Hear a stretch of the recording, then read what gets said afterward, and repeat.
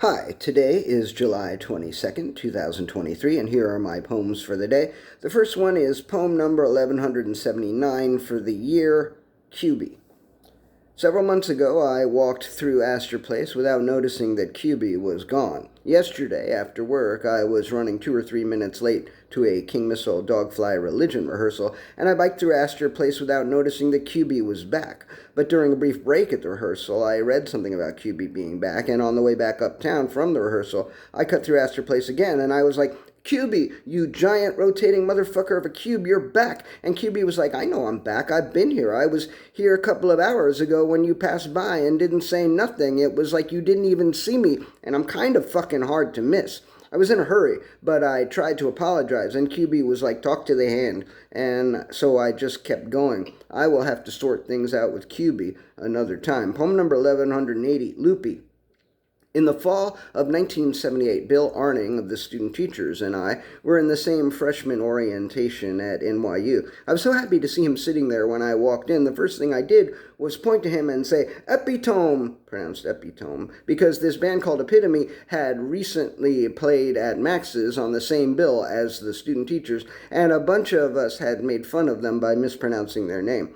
It was probably dumb of me and Bill to even go to the orientation. Mostly, it was to introduce out-of-towners to the area around the campus. So we went to Washington Square Park, and then we went to Astor Place and spun Cubey around, and then we went to McSorley's and got drunk. So we didn't really do anything that we hadn't done before. I mean, I had never been to McSorley's, but I had certainly been drunk before, and I did it again. I got looped. I was fucking loopy. I told people that for NYU orientation, we got disoriented. At the time, I thought it was clever.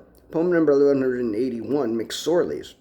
I had never been to McSorley's until freshman orientation at NYU, a bar that seems to pride itself on being the last bar in New York to let women in, and it's not a gay bar.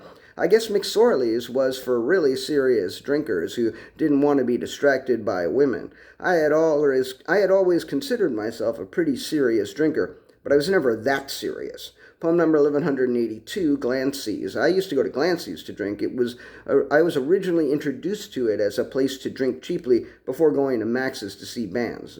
Drinks were more expensive at Max's. Glancy's was on 14th Street and Irving Place, where one of the Zeckendorf Towers is now. Max's was on Park between 17th and 18th, so they were close. After Max's permanently closed, Glancy's became a destination in its own right.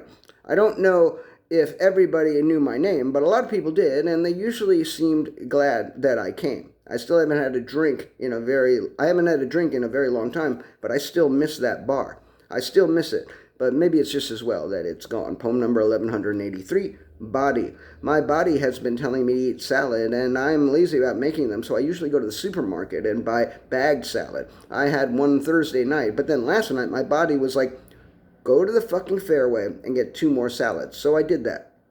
But then, as I started walking toward the back of the store, my body was like, where the fuck are you going? Nobody told you to go over to the ice cream. And I was like, I'm just going to check and see if any of the vegan ice creams are on sale.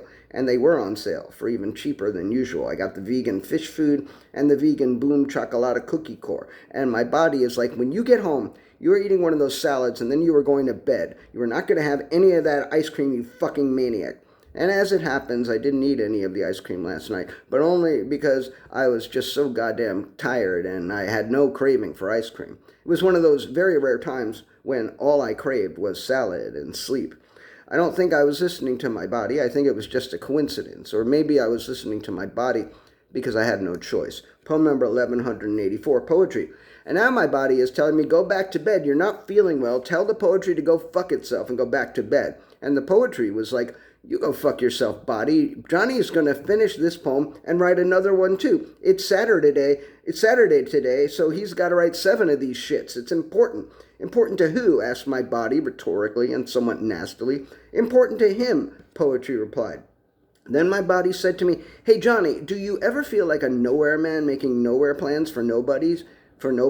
And before I had a chance to answer, poetry was like, fuck you, body, you fucking suck, which is not what I would have said, but I appreciated the sentiment. But I also understood what my body was trying to do. They are both looking out for me, although right now I'm liking poetry more than my body. I still have to admit that it's good to have friends. And last poem of the day, poem number 1185, Coffee.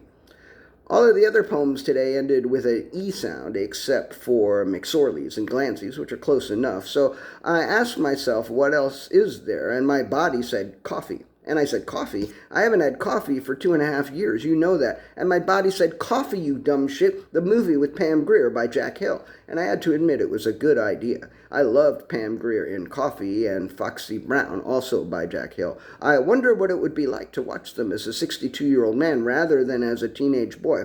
Probably not quite as exciting, but I have to imagine it would still be pretty fucking good. Tarantino's Jackie Brown, also starring Pam Grier, wasn't as exciting, and I was initially disappointed. But I watched it again a few years later, and I fucking loved it.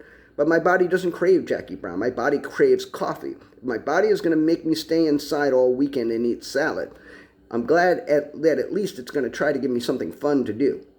I just looked over these poems, and I realized that instead of writing about coffee, I could have written about epitome. Perhaps it's just as well. Oh, fuck me. I just checked because I was pretty sure I had written about epitome before, and I had, exactly 1 year ago today. God damn, that shit is crazy.